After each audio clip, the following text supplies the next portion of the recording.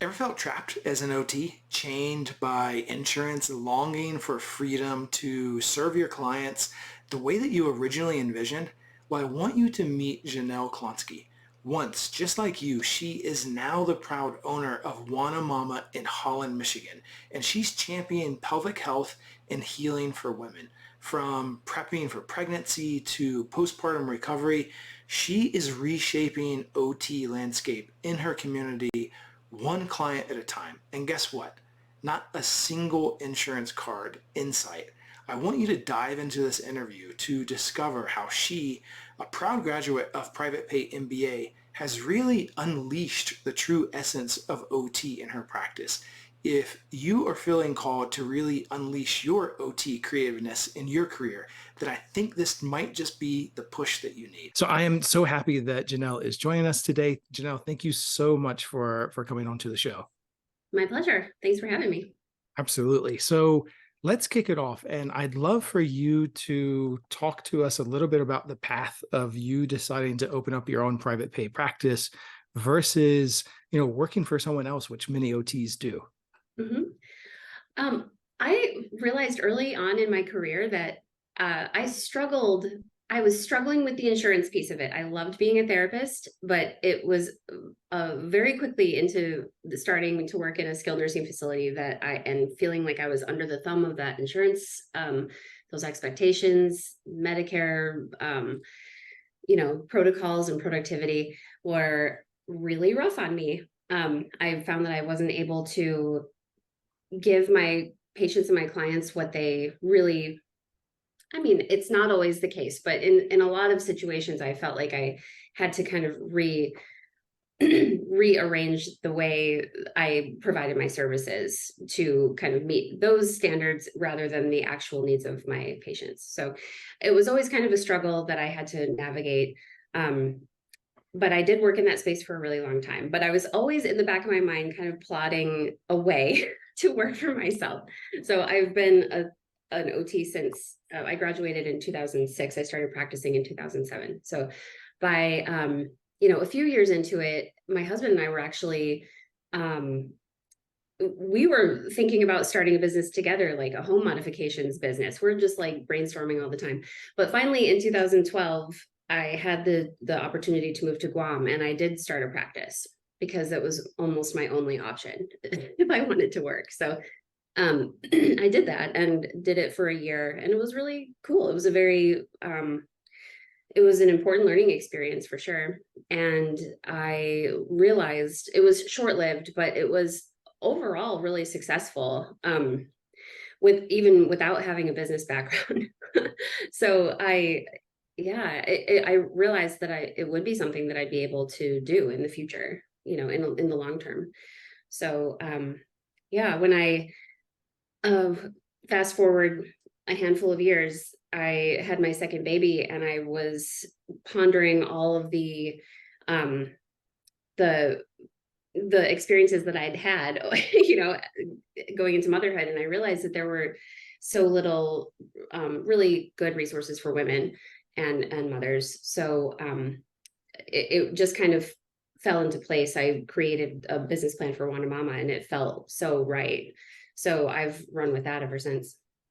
That's amazing. And I love one of the things that you said in there, which is that you and your husband are constantly coming up with different ideas and kind of playing that what if game. And my wife and I, we do that all the time as well. And I like I find it's great for the relationship, one, and then two, it just helps like to see the world more expansively. And I think like, what could life look like if we did have our own practice? What could life look like if we had our own home modification and not be stymied right from the beginning of going, no, that's a crazy idea. Because I think the first step in all this is just like dreaming about it, Mhm. and planning for it, ahead of time, right?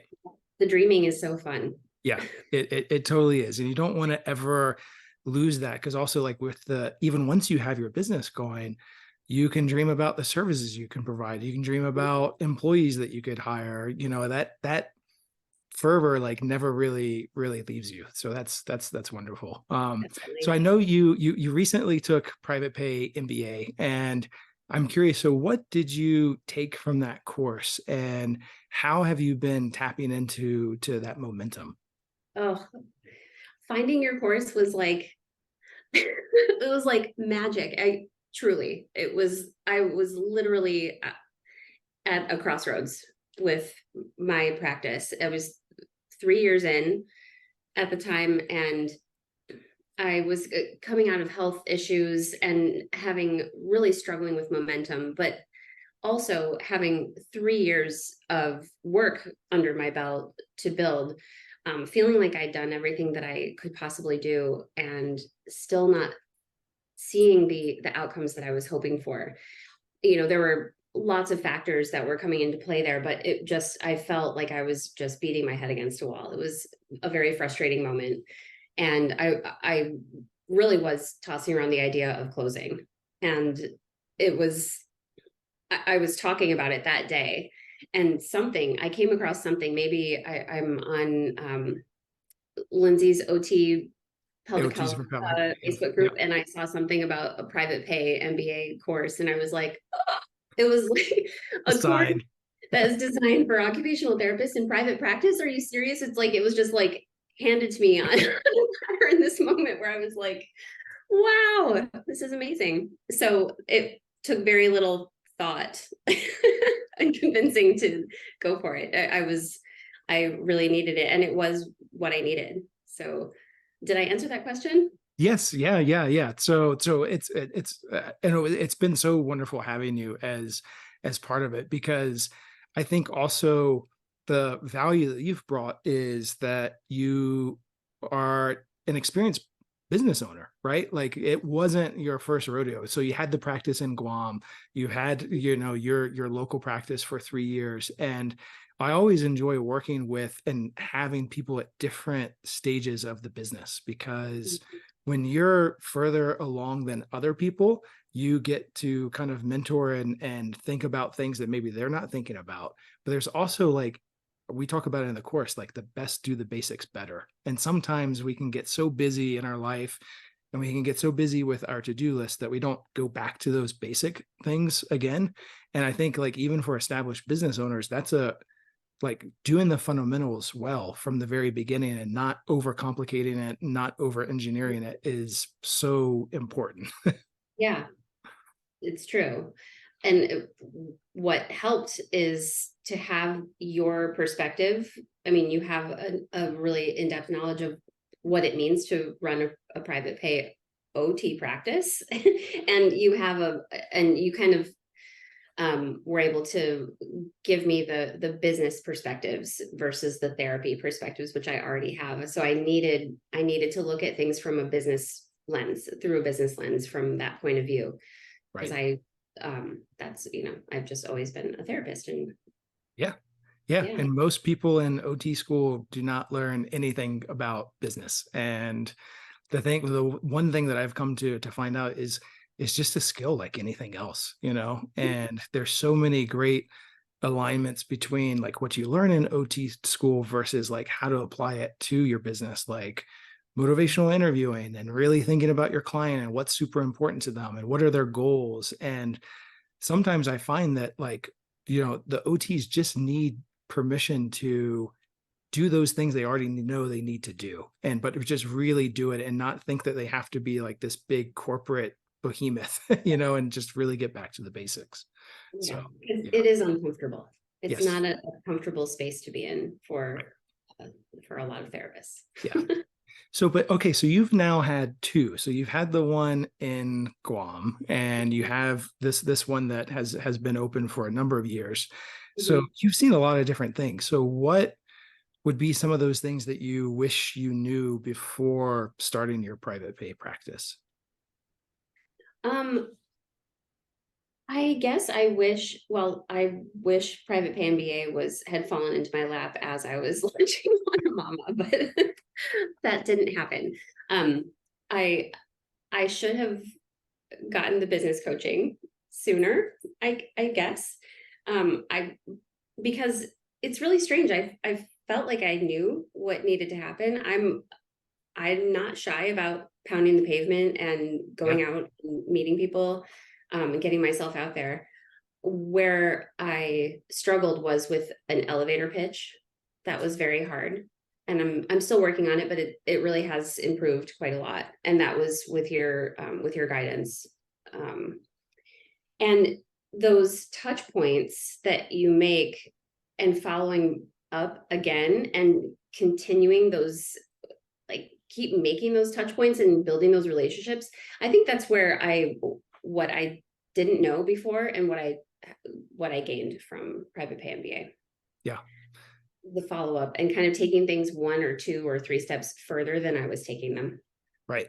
Yeah, it's so important. And once you learn it, you don't really unlearn it, but it's just, I think I don't know, I don't want to put words in your mouth, but I think sometimes when you're operating a business, you already feel like there's this thing in the back of your mind that you're already putting yourself on other people, because Mhm. it is a, like they do have to pay, you are providing a service, and sometimes that conversation can be a natural or unpleasant in people's mind, that then to add to that following up, it can be a little bit uncomfortable.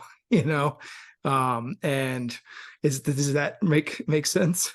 Yeah, it's really interesting. I don't want to go off track too much, but I mentioned I had a photo shoot yesterday, Yeah.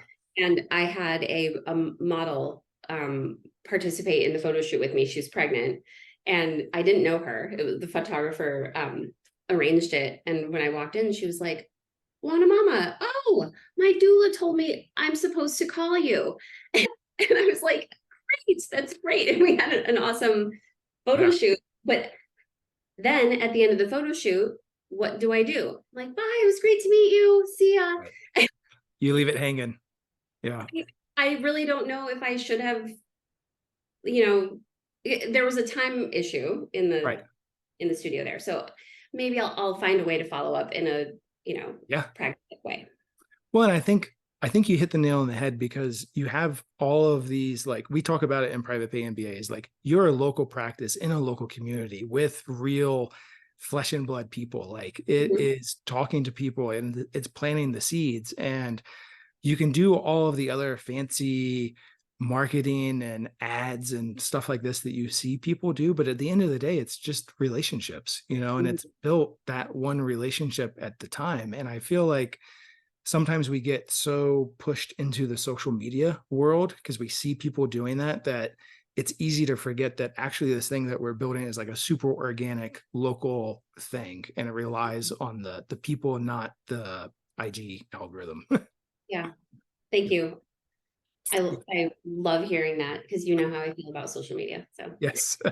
It's the same as how I feel. So we've talked about it before, right? That being a business owner, you have to kind of accept this growth mindset and start to acquire new skills. So I'm curious, what are some of those skills that you're focusing on developing within your business? keeping better track of my referral sources and maintaining my building and maintaining my relationship with them so that there's always that like that repetitive but not too repetitive contact that they know that I'm there. So I'm always kind of on their mind, I hope, when an appropriate person comes their way and they can think of me. um, Marketing is always a skill that I want to build on, but I think I'm going to have to source that one out. And I need to get to the point where I'm ready to do that. Yeah. Um, and I am really excited about becoming a trauma informed pelvic health therapist. So that's Awesome. the skills that I'm really excited to dive into in the next year or so. That's awesome. I love that. And could you talk a little bit about sort of the power and benefits of a team? Yeah, I really love collaborating. So working by myself with it within Wana Mama, that's a difficult aspect of it. But I love the process of building relationships with complementary um, professionals in my community that I can collaborate with, and we all participate in the same summits and conventions and events and things like that and workshops. So I love building and I feed off of that energy. It just kind of drives me. So I was trying to do workshops earlier this year. My goal was to host a workshop every month, and I was doing it on my own. I knew that I would prefer to collaborate, but I was trying it on my own if I couldn't get somebody to jump in with me, and I was not feeling it. So I just know that about myself now, Yeah. and I much prefer to just get involved in other things that involve lots of like a diverse group of professionals. Yeah. So Yeah. that complement what I'm doing. So I do a lot of that. And I think that's a great way to shore up those referral sources, and it makes it a lot more natural for those interactions because you really are starting to assemble a team, and that's ultimately at the benefit of your clients. So I think that's fantastic. Thank you so much for everything that you've shared. I want to ask you one last question, which is any advice you'd give to other OTs who are interested in starting a private pay practice? I think that if it's swimming around in somebody's mind to practice on their own, if they have something, and I mean, I think every therapist has some superpower talent that can should be shared. But if it seems to be something that would require sharing it in a private practice space, I say go for it. It's not going to come without its challenges, but I would say jump into the private pay MBA program first, maybe instead of 3 years later. But still, I'm glad I did it when I did it. But I encourage people to just follow their dreams and their truth. Yeah, that's fantastic. Being a therapist requires a lot of energy and compassion, and Yeah. burnout is real Yeah. in as a clinician. So whatever drives and inspires you, go Yeah. for it. And I think it's important to realize that a lot of times the burnout can be very setting specific, like your boss, you mentioned at the top of the interview about insurance requirements, and just knowing that there's even flexibility in terms of the settings you place and how you deliver those treatments, how you get reimbursed for those treatments. It Mhm. all goes into those factors, and just knowing it's a possibility, I think, is a huge thing, because then you start the dreaming, which we started talking about as well, of like, what if my life was like I didn't have to deal with the insurance company? What if my life was like I didn't have to deal with directors of rehab that were constantly on my back about productivity standards? And I think that's super, super important. Yeah, it feels so good to have creative freedom when you Yeah. work for yourself. I wouldn't trade Yeah. it. That's awesome. Well, thank you so much for your time, Janelle.